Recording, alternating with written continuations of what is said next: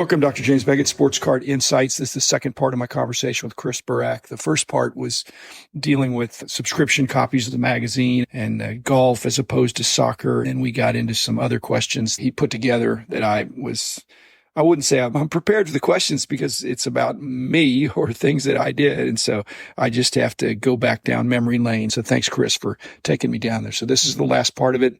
The hobby's composed of collectors, investors, and dealers, and not necessarily in that order. And I think Chris is more of a collector. So great to hear from him and get to make a new friend. I'll see him at the National next year. So thanks, sponsors, Topps Panini Upper Deck, Heritage Auctions, Huggins Scott Auctions, Mike Stadium Sports Cards, Burbank Sports Cards, ComC.com, and Beckett Media, Beckett Grading, Beckett Authentication. So here it is, Chris Burak and me talking about the hobby. And, well, just listen in to a conversation among a couple guys.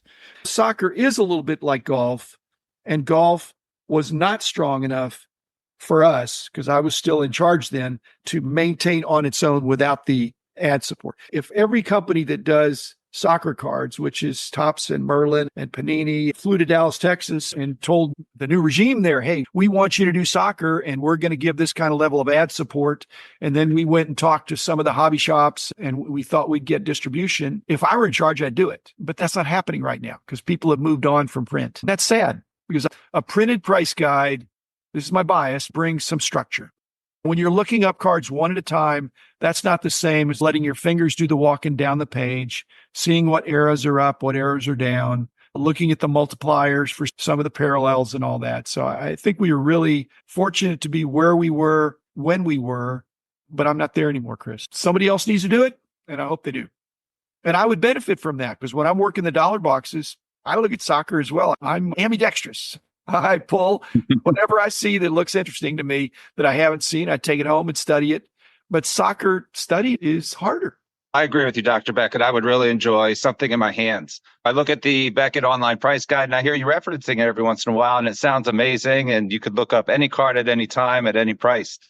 But do they have the hot and cold list? Do they have up and down arrows? Actually, in the online price guide, they do have some up and down arrows. But the hot list, I've editorialized on that. That was more of an opinion piece by a combination of our price guide guys and editorial guys. Jeff Wilson is doing a hot list of the top 5, but he's using that to look at market movers. And Chris and Josh and Christina with Card Ladder, they've got their 3 people each day that they're looking at the big gainers and things like that. And you can dig into that. So I agree with you. A hot list, cold list, it stimulates interest and gives people a chance to get their arms around what's going on in the market. The price guide is something I can keep and I can hold on to. Like you said, it's a collector's item. I can go back and look at the covers that I enjoyed, or I can go back and read the articles. If I pay for the $14.99 1-month subscription, does that disappear after a month? That's not something I can keep, is it? It depends on what you're getting included in that. If you're getting all the sports, if you got annual price guides, or if you got occasional print price guides,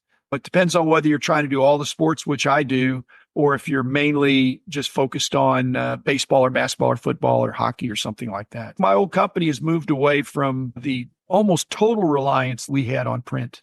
And the OPG, as you said, is not ephemeral. It's just you have access to that. Yet they're all doing it that way, Chris. Your Card Ladder, Market Movers, Sports Card Investor, all those have a monthly fee. Yep.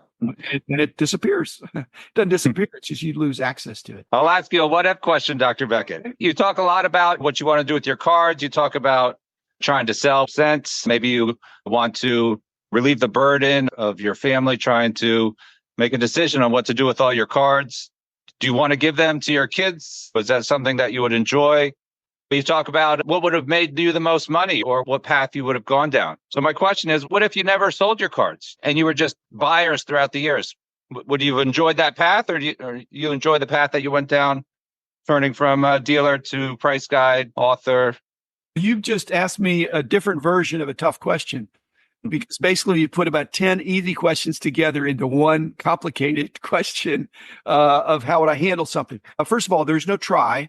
I am selling 1% a month. I'm actually exceeding that now. That is the right course for me. I'm not selling the best 1%. I'm selling the 1% that I think, hey, I just want to lighten my load. My kids are not interested.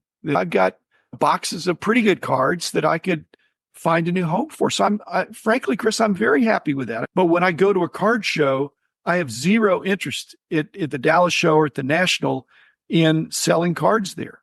It's painful for me to sell cards. Basically, I sell groups of cards on eBay and individual cards on ComC, and I wind up selling more than 1% a month. But when I go to a card show, I love to buy, and then I like to bring them home and sort them. And my wife says, wait a minute, you left with empty suitcases. You came back with some boxes of cards. What's going on? I'm selling 1% a month, but I'm buying 1/10 of 1% a month. So 10 times as many boxes are going out as are coming in. And that's me being a good steward of being responsible and also allowing for the fact that I've got a very nice card cave right now, but eventually my wife and I are going to downsize as I get older. And so I need to have less footprint, less room. But I always want to have a card room. It just won't be as big as what it is now. And that's maybe true of everybody, Chris. You're a lot younger than me, but eventually you say, I'm going to get 80% of the enjoyment with 20% of the cards. That's where it ends up in 5 or 6 years. I'm going to get most of the enjoyment with a lot less cards. And I'm not going to lose any sleep about it because you can't take it with you. And so to make it available to collectors who would be interested in what I have, that's been fun for me. And at the National, a lot of people come up to me and they figure out they've gotten some cards from me indirectly. And they get a kick out of that. And I do too. I want my cards to find a good home. Let's talk about the price guides in the 80s. Did you think about in the decision-making of the price guides to include prices of packs or wax boxes or cases or print runs? Yes, and no. We thought about doing wrappers. We thought about doing packs. We thought about doing boxes. We thought about doing cases. And we did not. The quantities produced, I believe we had very accurate estimates because I'm not saying we knew more than the card companies, but we really did all the math. That's what we were supposed to be doing to get some handle on what was going on. The prices of what they sold for was what the cards sold for. But basically, we dabbled in that, Chris, but we wound up not doing it very much because the bottom line for me is that it wasn't needed. The reason we did price guides where we did every player in every set, or at least the more demand players, was to level the playing field so that buyers and sellers would have a kind of an even footing on what something ought to pay for. But with packs and boxes, there were already safeguards there that they sold what they sold for. There wasn't the same kind of gouging there.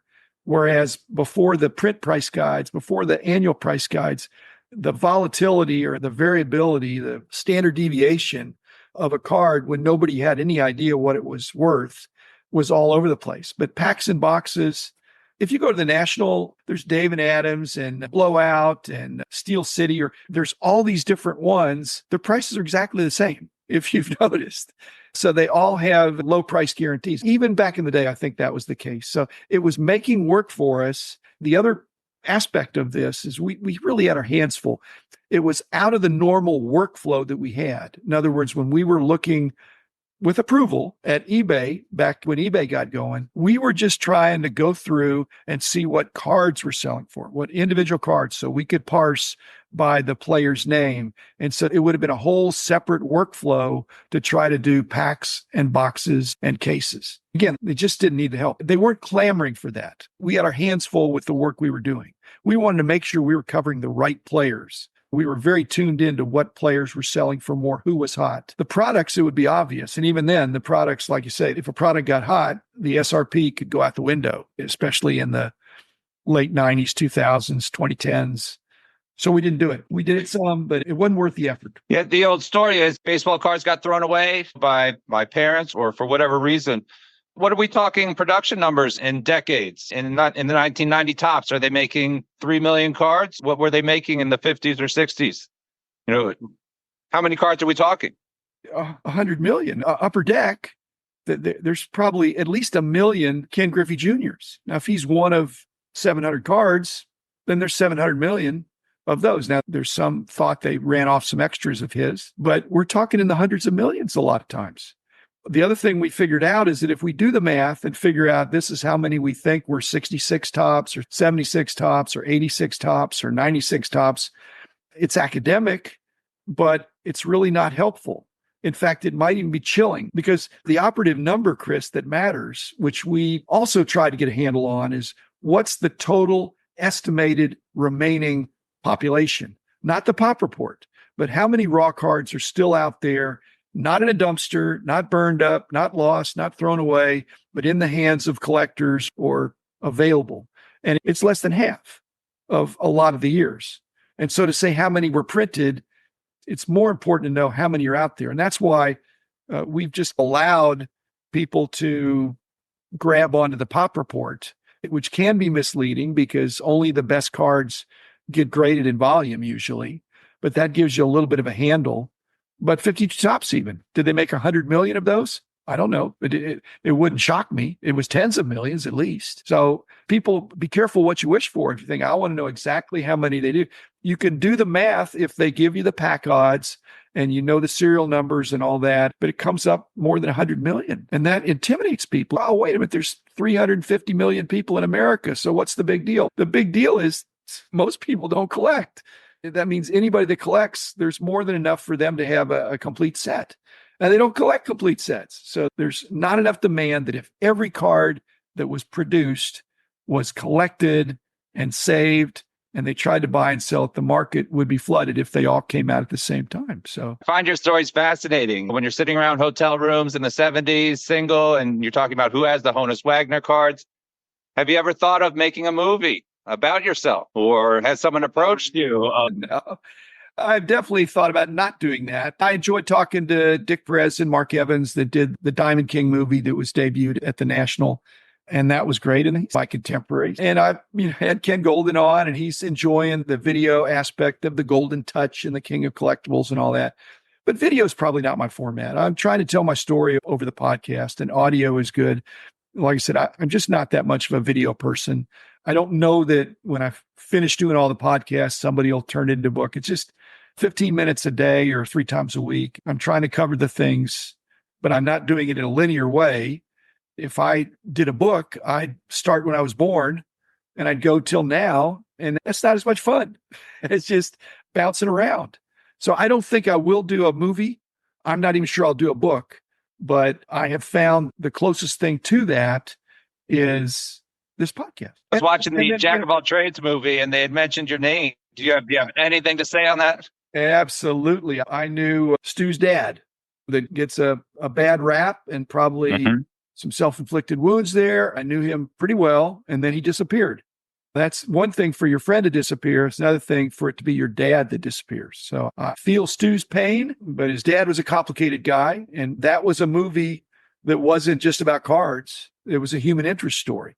I don't want to do one like that. And frankly, that story could have had a different ending if he'd have done it, because they burned some cards that actually were valuable, not extremely valuable, but certainly could have been sold 5 years after he did the movie because he gave up too soon. Again, I knew Jack, the dad. Also, he was ahead of his time. He was a big time promoter, big talker, and he could back it up until he couldn't. And then he got in trouble. So I feel for him. He was a friend. I didn't do business deals with him, but I saw him a lot over the border because I was in Canada a lot. Very personable guy. So yeah, I'm not going to do a movie like that, but I'm glad people are doing movies. It's not just the greatest hobby, it's the greatest lifetime hobby. So I hope you enjoy it as much as I do to your last breath. Most definitely, Dr. Beckett. I love Just to Buy Cards. You talk about people maybe making money in the industry. I just like being a collector. I'm sure I've spent much more money than I have earned on my sports cards, but I enjoy it. If it's a hobby, there's nothing wrong with that.